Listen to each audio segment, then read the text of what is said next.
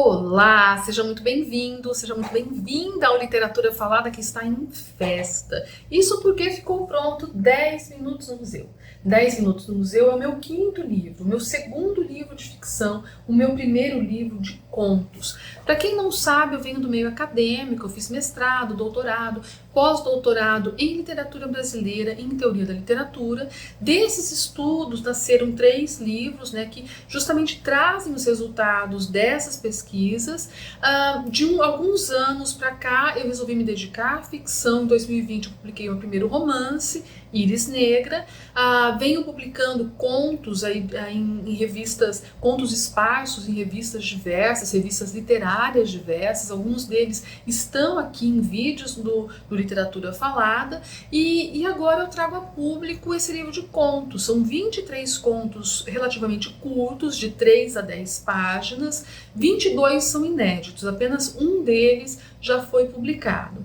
E como o próprio título sugere, 10 Minutos no Museu se passa em museus. Então são 23 situações ficcionais que envolvem aí histórias de amor, tem até uma história meio policial, de mistério, histórias bastante intimistas às vezes, que tratam aí, que tem como cerne, como ponto principal, uma determinada vivência de 10 minutos num museu, frente aí a obras de arte bastante conhecidas por vezes, outras nem tanto, como por exemplo os girassóis do Van Gogh,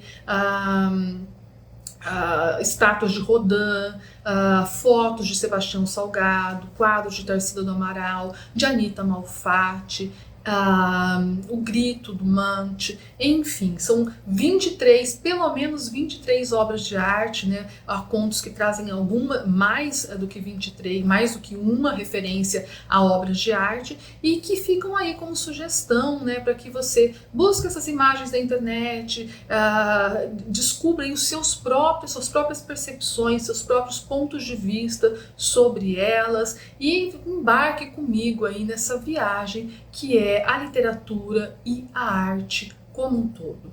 Para quem não sabe, eu sou uma admiradora de obras de arte, não só da literatura, mas também da escultura, da pintura, da música. Não sou uma estudiosa, eu sou apenas uma curiosa, eu sou aquela que não perde nunca a oportunidade de visitar um museu, de ver uma exposição, enfim. E é por meio dessa perspectiva que eu me permiti imaginar essas histórias que agora vêm a público. Eu leio aqui uma delas, que se chama, essa aqui, olha, se chama A Árvore Azul, e ela tem como foco o quadro A Árvore Vermelha do Mondrian. Então veja bem, o quadro é a Árvore Vermelha e o título do conto é A Árvore Azul. É um conto que eu me diverti bastante escrevendo, achei bem interessante escrever, e que trata aí da história de uma doutoranda em botânica que está a caminho de um congresso em Bruxelas. E em meio a essa viagem, ela para em um país do norte da Europa e visita uma exposição de Mondrian. E lá uma série de coisas vão perturbá-la. Então é nessa viagem que eu convido você a embarcar comigo hoje. Vamos lá, eu vou disponibilizar a imagem do quadro para que vocês vejam e para que vocês acompanhem aí essa jornada dessa personagem junto comigo. Era meio-dia e a tarde prometia ser gelada. Era o início do inverno, mas o negro da noite, tão presente nessa época do ano, era então mera abstração. O dia ia claro, branco. Havia possibilidade de neve. As cores do outono tinham definitivamente abandonado a cidade. O sol, quando surgia, vinha tarde e o seu amarelo era fraco e não aquecia o suficiente. Turistas iam e vinham em meio a habitantes locais. Roupas pesadas de tonalidade escura impunham um colorido sóbrio ao ambiente. As pessoas, mais ou menos acostumadas aos rigores da estação, misturavam-se em um todo que, não fosse o frio a forçar certo vagar, pareceria caótico. Cada um, às voltas de seu universo único e profundamente pessoal, reproduzia sem saber a dinâmica atômica, girando louca e ordenadamente em torno de uma unidade básica. iam alheios ao todo, alienados de sua presença no infinito. Em meio a esse sem rumo bem definido do dia a dia, uma jovem surgiu, vinda do metrô. Caminhava determinada e chamava a atenção por ir meio despreparada para a indiferença com que o ar gelado a recebia. Ia um tanto encolhida dentro de um casaco vermelho e calças jeans azuis. Trazia em seus passos largos e cheios de energia a expectativa de abrigo iminente.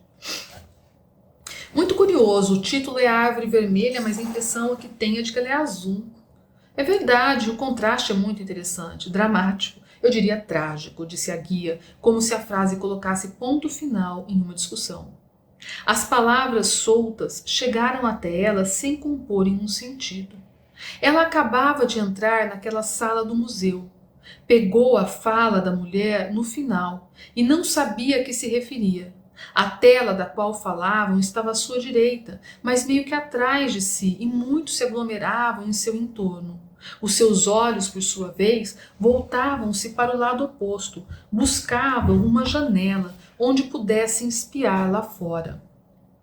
Não encontrou nenhuma. Dramático mesmo, pensou, trazendo a conversa alheia para si. Era o frio que fazia lá fora, na rua. E ela tinha se esquecido de pegar luvas e gorro. Precisava comprar os dois o mais rápido possível. Veio com as mãos dentro dos bolsos do casaco, o vento gelado, cortante, batendo no rosto, congelando a pele, trincando os lábios. Nem os cílios e os cabelos deixaram de sofrer com a baixa temperatura. Agradeceu aos céus quando avistou o museu. Agora ela queria ver se havia começado a nevar, mas era impossível.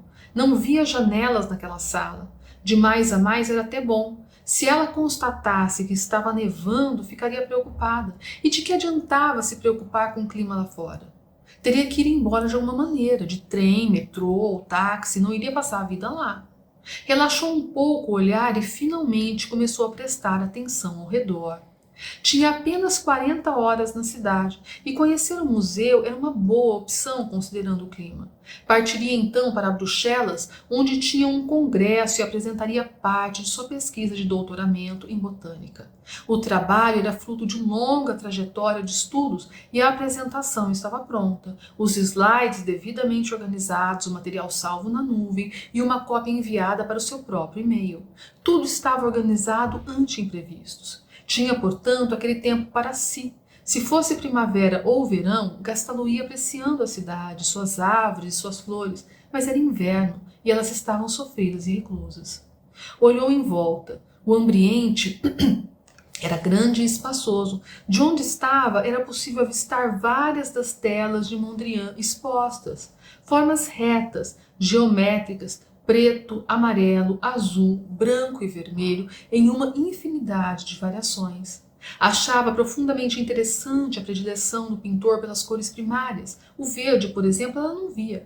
Isso fazia de sua pintura carecer algo que remetesse à natureza tão apreciada por ela. Não era exagero dizer que havia devotado a sua vida à botânica. É certo que ela tinha pouco mais de 30 anos, portanto ainda havia muito pela frente, mas o restante de sua vida certamente seria também devotada à botânica. Só quem se dedica à pesquisa sabe o quanto ela exige de dedicação e envolvimento. Era um casamento, era o seu casamento. E o trabalho que iria apresentar dali a 3 dias era um de seus filhos. Assim como imaginava, aqueles quadros teriam sido para Mondrian. Caminhou em direção a eles, olhou cada um com vagar, esquecendo-se aos poucos da possibilidade de neve e da dificuldade de voltar ao hotel. Eram variações de um mesmo tema. E qual seria ele? Ela não sabia. Apenas ficava profundamente incomodada com a ausência do verde. Não vivia sem o verde. Seus quadros pareciam ter um método. Ela reconheceu a precisão quase científica. Olhando aqueles que ela sabiam era apenas uma pequena amostra do que ele produzira, diria que eram provavelmente fruto de uma obsessão. Como quando o pesquisador busca elementos que provem a sua tese. Ele então apaixona-se pelo objeto e o esquadrinha em sua alma.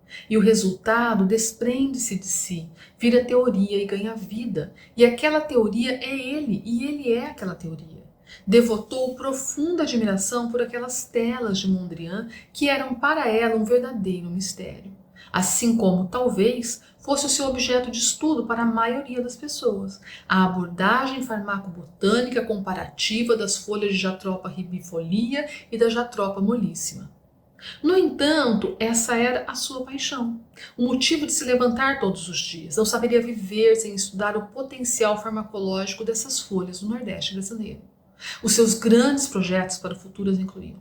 Queria que seus alunos percebessem a importância dos estudos da botânica, aprofundassem sua abordagem, divulgassem a flora brasileira pelo mundo. Talvez alguns deles aderissem ao seu projeto e buscassem ampliar os estudos das espécies dentro do gênero Jatropha. Poderiam fazer disso um amplo projeto de pesquisa, com a participação de universidades estrangeiras. Havia dessas plantas no Caribe, na África, na América do Norte. Ela pensava nisso, o entusiasmo ofuscando por completo a lembrança da neve do inverno lá fora, quando terminou o seu giro pela sala e finalmente chegou ao ponto de partida, a árvore vermelha. Aquela sobre a qual a guia explanava quando ela entrou na sala, assustada com o frio. Uma pessoa dizia então que a tela era dramática, ao passo que a guia afirmava que ela era, na verdade, trágica. Seria mesmo. Parou, olhou atentamente. Era uma árvore sem folhas. Aproximou-se vagarosamente, sem poder afastar os olhos daquela pintura estranha. Examinou-a atentamente. Não, não era estranha. Era uma árvore no outono ao escurecer. Sentiu-se aliviada ao descobrir o enigma. Mas qual seria a espécie? Não conseguiu identificar. Talvez fosse uma árvore qualquer, a mistura de várias e diferentes árvores que saía sem definição da cabeça e das mãos do artista. Sim, a árvore, simplesmente árvore, uma árvore intimista no anoitecer de um outono qualquer, era isso. Mas por quê? Qual era o motivo para aquela escolha? Olhou para os galhos. Eles tinham uma disposição muito estranha e possuíam um movimento. Talvez fosse devido aos ventos mais comuns nessa estação. Sim, o vento poderia muito bem levar as folhas e proporcionar aquela movimentação esquisita. Uma árvore de outono ao fim do dia, melancólica pelo horário e pela época do ano, períodos de transição para a noite e para o inverno, fim de um ciclo, início de outro. E isso era algo muito presente no hemisfério norte, onde as estações eram tão marcadas. Diferentemente do que ocorria nos trópicos, onde as estações meio que se misturavam e não havia essa presença tão forte do outono e inverno. O outono rompia com a luz do verão e anunciava um período duro, talvez não para os moldes de hoje, quando há aquecedores e roupas térmicas que não deixam as pessoas sentirem frio, assim como não faltam alimentos ou bebidas. Mas era algo cultural, milenar e arraigado na alma de cada um, sem falar que aquela tela havia sido pintada no início do século XX e muita coisa havia mudado desde então. A conclusão era perfeita e por instantes ela foi invadida por súbita felicidade. Tinha a sua resposta, mas percebeu que imediatamente ela não a satisfazia. Havia algo mais, algo inanimado, profundamente presente, extremamente perturbador. Aquela árvore era muito viva, dentro de uma austeridade profunda, e rompia de maneira dramática e radical com as formas geométricas das outras telas do artista que ela acabara de ver. Teve a impressão de estar diante de um espectro, como se aquela figura estivesse de algum modo viva e a assombrasse de outro mundo. Chegou a sentir os prenúncios de um calafrio. Havia algo com sua forma que a tornava incomum demais, profundamente assustadora. Analisou com vagar os galhos.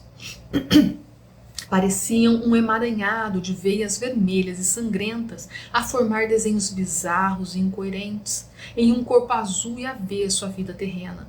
Perdeu-se por fim naquele labirinto insólito. Como conciliar a energia de seu movimento à reclusão mórbida do outono e inverno? Fixou os olhos como recusa a alienação. Os galhos, para cima, para baixo, ascendentes, descendentes. Seria um delírio seu que os galhos obedecessem a uma lógica caoticamente organizada? Cerrou ligeiramente os olhos. Não era só o movimento. Ela estranhava o desenho dos galhos. Sim, Os olhos conduziram sua mente dentro daquele emaranhado único, dédalo, caminho sem volta. O lado direito possuía a cor intensificada e o emaranhado de galhos era maior do que o esquerdo. Havia ainda algo que não poderia ser ignorado. O movimento que tanto a havia incomodado era circular e anti-horário. Ou seria um delírio? Não. Da direita para a esquerda, de baixo para cima, parecia configurar uma espécie de ciclo com oscilações de altos e baixos, como as estações do ano, a dinâmica dos dias ou as fases de uma vida. Achou que o vermelho e o azul eram ali de difícil conciliação, como nas pinturas religiosas antigas em que a Virgem veste vermelho sob o manto azul. Um diálogo simbólico entre a pulsão humana e a força divina que enlaça o ser.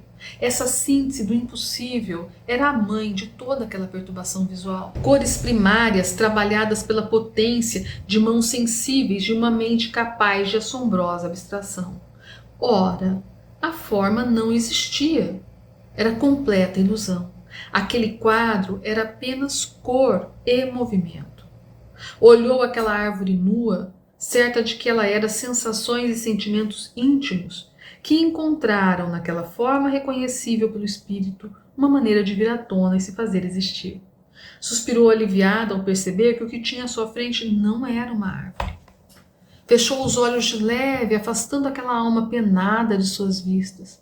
Quando os abriu, achou-a bela e tão milagrosa quanto a natureza e as árvores que tanto amava, mas era preciso ir. Voltou-se para o lado em busca de um caminho. Deu de cara com as pinturas de Mondrian que havia apreciado antes. Uma profusão de vermelhos, azuis, brancos, amarelos e negros. E aquelas pinturas o que eram? Apenas um passo além daquela árvore da perdição? Somente naquele momento, Flora, sim, esse era o seu nome, deu-se conta de que combinava com aquelas obras. Ela vestia vermelho e azul. Sua pele era muito clara, quase branca, os cabelos e os olhos negros. Ora, era tudo muito curioso, pensou, cheia de suspeita, pois parecia haver uma sintagmática latente em cujos sentidos ela flutuava em suspenso. E ela jamais havia se dado conta disso. Seria loucura? Foi então que experimentou um medo, um sentimento abissal, que enfrentou com renovada dúvida como recolocar tudo nos eixos. Lá fora talvez nevasse branco e somente ela levaria a cor. Se ao menos tivesse um gorro verde que lembrasse ao mundo a frieza pulsante da natureza. Lembrou-se das folhas de jatrópia, do seu uso farmacológico, do seu estudo, da sua tese, do Congresso Internacional, e tentou compor um sentido de matiz conciliado, algo que conjugasse tonalidades e nuances e configurasse um desafio colorido e secundário a um mundo embrutecido e completamente alheio às suas próprias formas e cores, por mais diversas e óbvias que fossem. Foi pensando nisso que se afastou, disposta a se desagregar daquele todo que a consumia sem piedade, feito uma planta alucinante que a embriagava de surpresa com seu veneno doce e muito viscoso. Era uma tentativa de recuperar a órbita de seu universo pessoal e muito próprio, e ela conseguiria, como todos nós. E aí, gostou? Deixa aí o seu comentário, eu teria enorme contentamento em ler e comentar cada um deles. Se gostou, repassa o conteúdo, lembrando novamente que o livro está à venda em qualquer livraria virtual ou diretamente comigo. E não esquece de se inscrever no canal e deixar o seu like. Até o nosso próximo encontro.